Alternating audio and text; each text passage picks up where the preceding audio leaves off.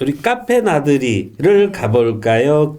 김선희 아나운서입니다. 네, 안녕하세요. 영만 카페 나들이죠.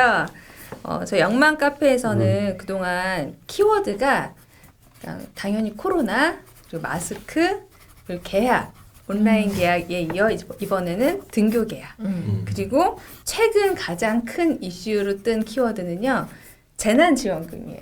과연 이걸 어떻게 받아서 어떻게 써야 되는지. 공부 잘했겠어요. 너무나 그쵸? 일목요연하시다. 네. 근데 우리 모두의 마음속에 있는 바로 그 키워드잖아요. 맞네. 네. 근데 요것들을 서로 정보를 주고받으면서 이제 활발히 정보 공유가 돼서 어떻게 지원금을 신청하고 받아야 되는지가 잘 정리를 이제 대부분 다 하셨어요. 이제 영만 카페 회원들은. 그래서 그 얘기가 있고요. 궁금하신가요? 다 아시나요? 여기 전문가. 전문가시죠? 전문가. 다 아시나요? 여기 더 전문가. 더 전문가. 하루 종일 재난지원금 신청 관련 서류 보내주고 전문가들이 옆에 있어서 있습니다. 할 말이 없어. 하여튼 그렇습니다. 나는 근데 이번에 찾다가 알았어요. 나는 그러세요? 애기 돈 10원 나쁜 나라에서 안 받고 키웠는데 이번에 돌봄 쿠폰 아이당 40만 원씩도 나왔다고 그래요. 예, 이 직전에 7세 미만. 맞아요. 그런 이제는, 얘기들이 많이 있더라고요. 어떻게 출산 쓰냐고. 장려 정책에 계속 힘입어서 이제 아기를 낳으면 정말 나라에서 키워주는 듯이 그러니까. 많은 혜택이 있어요. 예전에 유치원비 다 내면서 다 내서 100% 다 100% 내줬죠. 저는 첫째, 둘째 때는 혜택이 없었는데 셋째, 넷째 때는 막 주는 그렇죠. 거예요, 나라에서. 네. 근데 지금은 더 준다고 하더라고요. 더 나으세요. 혜경씨네 애기 클 때는 없던 얘기예요. 없었어. 완전히 없었어요. 그쵸. 그러니까 조금씩 이렇게 나라 덕을 보는 네, 느낌? 맞아요. 나라가 있었구나 하는 느낌? 세금이 잘 쓰이고 있는 것 같고요.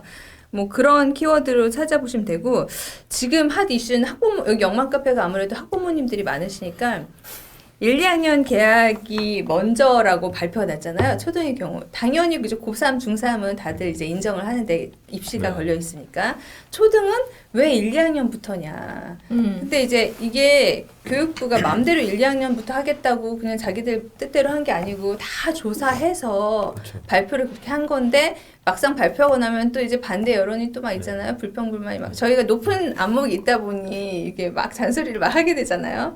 근데 이제 영만 카페도 이게 댓글들을 보니까 딱 반반으로 서로 경론이 벌어지는 거죠. 다들 이제 자기 상황도 있고 자기가 보는 시야에서 저학년 어린데 왜 위험하게 먼저 내보내냐는 거 당연한 얘기고 또 그 얘기를 듣다 보면 근데 1, 2학년은 엄마가 집에 없는데 얘네들 혼자 집에서 방치되면 안 되니까 학교라도 보내자. 이제 이거가 첨예한데 그래서 이제 설문을 해가지고 엄마들이 60% 이상이 1, 2학년 먼저 하자에 찬성을 하셔서 이제 그렇게 정책이 된 거잖아요. 그리고 그 1, 2학년 아이들은 집에서 하는 그 학습 이게 서툴러서. 힘들기도 하고. 1학년 입학 신입생 아이들 생각하면 정말 짜네요. 네, 그러니까요. 대학교 입학은 오죽하겠어요. 신입생? 하여튼 이제 요 핫 이슈가 있었고요. 근데 이제 1, 2학년 이 얘기가 나온 게 1, 2학년 아이들이 과연 마스크 쓰고 이 더운 여름에 KF94를 여기 쓰고 에어컨도 안 킨 교실에서 30명이 저희 영종도 반 인원이 30명이거든요. 중산초등학교 같은 경우는 30명이 앉아서 과연 버틸 수 있겠느냐. 창문만 열어서 땀 삐질삐질 나는데 이거 벗으면 얼마나 시원하겠어요. 그 여름에.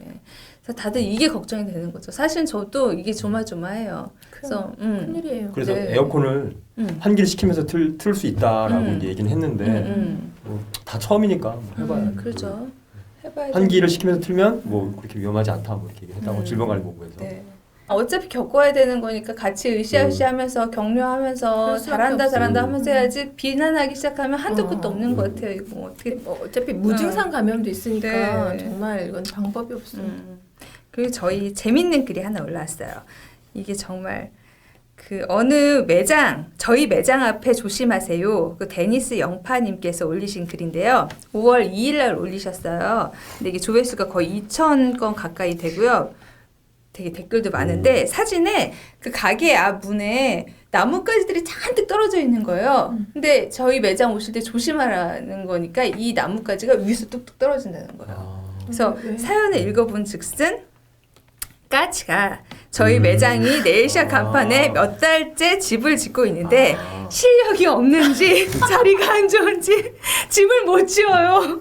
근데 계속 그 자리에 지으려 노력하니까 자꾸 나뭇가지를 떨어뜨려서 지나가는 사람들이나 매장 들어온 사람들이 위험하다. 어디 또 맞으니까. 구경 가고 싶어. 테니스 안경. 야, 그러니까 이거는 진짜 광고가 참 잘하는 거다. 그러니까 그래서 네. 이분이 간접 자기 광고. 거 그거 가지들 다 네. 모아서 바구니에 밑에 네. 담아 놓으셨어요. 이렇게. 까치가 잘 가져가라고. 까치 가져갈 수 있게. 근데 까치 2마리가 있대요. 부부인 것 같아요. 한 마리는 잘 짓는데 한 마리 계속 떨어뜨리는 거예요. 그래서 집 짓는 것도 까치도 실력이 있구나. 격려 보내고 싶다. 네. 그랬더니 여기 댓글이 엄청 달렸어요. 그래서 자, 뭐 먹고 싶다. 사람들이 웃고 싶었나 네, 봐요. 이런 글들 이렇게 소소하게. 되게 웃어야 됩니다. 그래요. 네. 어떤 너무 것도 쳐져 있는 분. 네, 맞아요. 네, 이상입니다. 감사합니다. 네. 네, 몇 개월 만에 네. 재미있는 신철 씨의 영화 이야기 시간이 되었네요. 네. 재미없었다면서요. 아, 재미있는 영화 이야기. 일본 영화는 우리가 처음 다뤄보는 거 아니에요? 네, 전달로. 근데 전 늘 그랬는데요.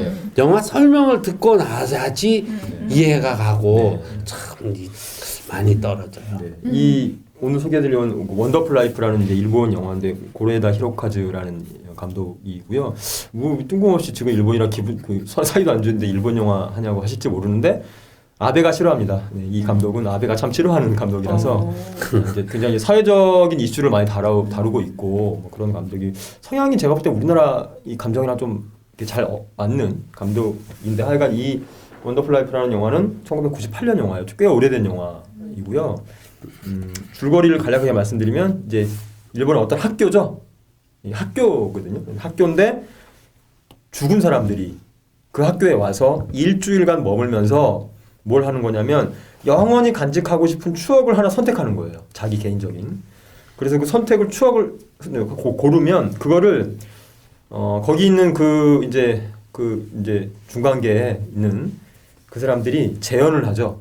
그래서 찍어서 상영회를 하고 그 상영회가 진행되면서 그 기억이 만족스러우면 그 기억을 영원히 간직한 채 천국으로 가는 거예요.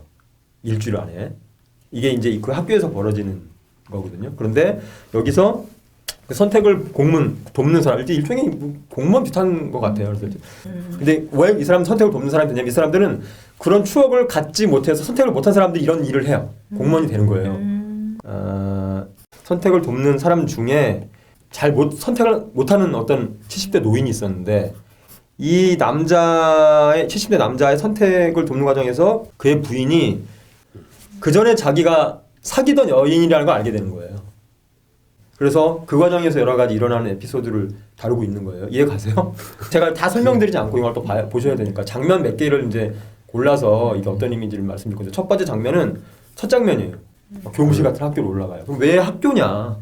왜 이게 이제 그 추억을 선택해서 천국으로 가는 거를 도와준 장소가 왜 학교냐 하필이면 이게 이제 제 생각에는 보편적인 장소예요. 학교는 특히 초등학교처럼 보이는 장소인데 보편적인 익숙한 이 묻어나는 장소라서 이제 뭐 현실성 기반도 하지만 모두에게 보편적인 장소, 익숙한 장소를 이제 선택한 것이 아닌가 이런 생각이 들고 그 다음에 천장이나 구멍으로 달이 보여요. 그거를 주인공들이 보면서 달을 어떤 각도에서 보냐에 따라 뭐 기억이 다르다 이런 얘기를 하는데 이제 그런 장면이 나오는데 누군가에겐 이제 특별한 의미가 있지만 누군가에게 특별한 의미가 없고 어떤 사람은 특별한 이게 있고 이게 굉장히 관계가 서로 이제 엮여 있다라는 것을 보여주는 거고 나중에 남자 주인공이 결국은 자기의 추억을 선택해서 그 일을 버리고 떠나죠. 그리고 여자 주인공, 남자 주인공을 좋아하던 여자 주인공이 마지막에 하늘을 보는 달이 또 나오는데 거기서 보름달이에요. 근데 사실 달이 아니었죠. 뚜껑을 여니까 태양이 있는 거예요. 그래서 이제 여자 주인공이 그 달을 이제 태로 바뀌면서 남자 주인공에 대한 미련 이런 걸 이제 버렸다라는 것을 이제 상징하는 것, 뭐 이렇게 좀 뭐 그런 게 있고, 뭐 그다음에 추억을 선택했는데 그걸 재현하잖아요. 상영회를 하기 위해서 그 재현하는 장면을 뭐라고 볼 거냐, 왜 이런 식으로 재현하냐. 어떤 사람은 애인과 있었던 벤치에서의 뭐 추억 이런 걸 재현해달라고 하면 재현 그대로 하잖아요. 그걸 찍어요. 그 다음에 상영을 하는 거잖아요. 이게 뭘 말하는 걸까? 이거 제가 볼 땐 영화를 만든다는 것에 대한 헌정이다. 네, 영화 작업. 그래서 이제 고레다 히로카즈 감독이 영화를 만든다는 것에 대한 뭐 자기 나름대로 그 영화를 만든 사람들에 대한 감사함 뭐 이런 걸 좀 표현하는 것이 아닌가 싶은 생각이 있고 어떤 젊은이가 뭐라고 얘기하냐면 아니 꼭 추억이어야만 되냐 내가 희망하는 거 내가 상상하는 거를 그 추억 간직 갖고 가면 안 되냐라고 하니까 안 된다고 하거든요. 그건 안 된다. 그러니까 결국 이거 뭐냐면 이 영화 감독이 영화에 대한 자기 기본적 가치관일 수도 있겠다. 그러니까 이 사람이 항상 만든 영화들이 다 현실에 어느 정도 기반이 있고 현실성이 있는 개연성이 있는 것들을 만들어 왔는데 자기가 생각하는 가치관을 그런 식으로 투영한 것이 아닌가 이런 생각이 들기도 하고 이 영화는 뭐 조셨으니까 이제 다시 뭐라고 제가 말씀드리면 뭐하는데 하여간 코로나 때문에 되게 다들 많이 힘들고 뭐 지치셨고 뭐 이랬을 텐데 한 번쯤 보시면서 주제가 이거잖아요. 내가 끝까지 간직하고 영원히 기억하고 딱 하나만 선택할 수 있는 그 추억이 뭐냐. 이걸 선택하는 거니까 한번 이걸 보시면서 한번 그런 것들을 만들어가는 게 좋을 것 같고 초기작들도 한번 보시면 굉장히 이제 생각할 거리 많이 준다 그런 차원에서 가져와봤습니다. 이 고레다 히로카즈 제가 좋아하는 감독인데 이 사람 이 영화 감독의 미덕은 그러니까 다양한 사람들의 다양한 사정이나 그런 것들에 대해 되게 애정어린 감독으로 애정어린 시선으로 그려낸다는 거예요. 그러니까 여기 나온 사람들도 그러니까 치매에 걸린 할머니의 장면도 되게 예쁘게 표현하는 것도 그렇고 되게 환한 미소를 가진 할머니가 다 어린 시절에 빨간 구두를 신고 춤을 추었던 장면을 그 선택하신 그 분의 그 추억도 굉장히 그러니까 존중과 존경을 담아서 하나 사람들을 다 촬영을 하고 제가 되게 특별하게 느꼈던 거는 연기자들이 연기하는 것 같지 않고 자신의 추억을 얘기하는 것 같더라고요. 그래서 제가 찾아보니까 다큐멘터리 기법으로 실제로 500명 이상의 사람에게 천국으로 갈 때 단 하나의 추억을 가지고 가고 싶다면 이제 선택하고 싶은 추억을 그 개인의 얘기를 끌어온 거예요. 아 그러니까 진짜 이렇게 자연스럽게 생각이 들고 너무 이런 게 있는 거예요. 이 사람이 이제 사람들에 대한 애정이 있다는 걸 어떤 걸 갖고 느끼냐면 한 사람을 데리고 이제 막 이제 그 사람의 옛날 과거를 막 얘기하잖아요. 추억을 만드는 얘기를 막 해야 되잖아요. 근데 뒤에 배경에 그림자가 바뀌어요. 처음에는 낮이었고 아침이었고 해서 이렇게 있다가 나중에 이렇게 바뀌어서 그 그림자 없고 막 이러거든요. 그거 뭘 얘기하는 거냐면 그냥 편집상 실수해서 뭐 이런 걸 볼 수도 있지만 뭐냐면 한 사람한테 계속 주목해서 저 사람 얘기를 경청하고 끝까지 들었다라는 걸 그렇게 표시하는 걸 수도 있거든요. 나 졸면서도 그건 느꼈는데. 그래서 끝까지 지켜보고 있고 이 사람 얘기에 대해서 끝까지 경청하고 있다는 거 그렇게 표현할 수 있는데 그러면서 그러니까 제가 다 이걸 다 이렇게 설명하지 않았지만 굉장히 그 따뜻함? 따뜻해요. 네, 그런 걸 그리고 느끼고 자연광을 정말 잘 써요. 아름답고 평온하게. 근데 그 영화 전체적으로 너무나 잘 어울렸던 게 그 재현하는 장면을 할 때 구름을 손뭉치로 해요. 그러니까 그게 무슨 특별한 기술을 막 갖고 와서 세련된 기계를 갖고 와서 막 하는 것이 아니라 처음부터 A부터 Z까지 모두 그 분위기가 다 그 손뭉치로 이렇게 재현하고 이런 게 정말 다 약간 소규모 오순도순 수공업 뭐 이런 느낌이죠. 그래서 다 근데 관통했던 그 것 같아요. 스태프들이 살아있는 사람인 그 거예요? 사람들은 다 저승에 도달한 저승의 사람이에요. 스태프들이죠. 그죠? 네. 근데 결정 선택하지 못해갖고. 못하면 그 직원이 되는 네, 거예요. 그러니까 말씀하신 건 선택을 못했다고 볼 수 있는데 저는 감독이 열어놨다고 생각해요. 선택을 난 선택을 안한 안 할 사람이고. 안 한. 그러니까 예를 들면 여자 주인공과 선택 안 한 거예요. 왜 안 했냐면 남자 주인공 같이 있고 싶어서 안 한 거예요. 선택 안 하고 있는 거예요. 왜냐면 추억이 있어요. 그 사람도 여자 주인공도 뭐 아빠의 그 품에서 이렇게 등에서 이렇게 뭐 엎였을 때 그 따뜻한 뭐 얘기하는데 그 선택 안 해요 일부러. 남자 주인공 같이 있으려고. 네, 그 이제 키워드가 추억이잖아요. 그러면은 가장 갖고 싶은 추억이 있으면은 그렇지 못한 그 가장에 안 들어간 가장의 후보 추억들은 엄청 많을 거 아니에요. 그렇죠. 저는 그 추억 얘기를 계속 들으면서 저도 지금까지 살면서 지금까지 기억으로 그 많은 추억들 중에 제일 잊어버리지 않으면서도 제일 재미있는 뭐 나올지 알 것 충격적인 같아요. 것도 그랬는데 부도 난 다음에 추억이 제일 좋았고 앞으로 내가 죽을 때 갖고 가면서 진짜 가장 좋은 추억으로 갖고 가고 싶은 거는 우리 그 우동꽃 만드는 우리 멤버들 우리 하는 이 우동꽃만큼은 내가 나중에 진짜 선택해라 할 때 가장 좋은 추억이었어 이러고 싶네요. 우리가 죽음에 대해서 동료들하고 저렇게 이야기를 할 수 있지만 이번에 코로나를 겪은 사람들 중에서는 임종도 하지 못하고 그냥 아빠를 보내야 되고 이런 상황도 분명히 또 있었거든요. 그래서 코로나 19가 굉장히 앞으로 여러 가지 형태로 작품으로도 많이 나올 수 있을 것 같아요. 또 코로나 얘기로 결국은 가는데요. 그래서 보니까는 코로나 이 시대에 지난 이제 한 몇 달 동안 부모님이 돌아가셨어도 누구한테 알리지도 못하고 내 자녀들이 결혼식을 시키면서도 우리의 시집가 장가가 말도 못하고 축하도 못하러 가고. 네.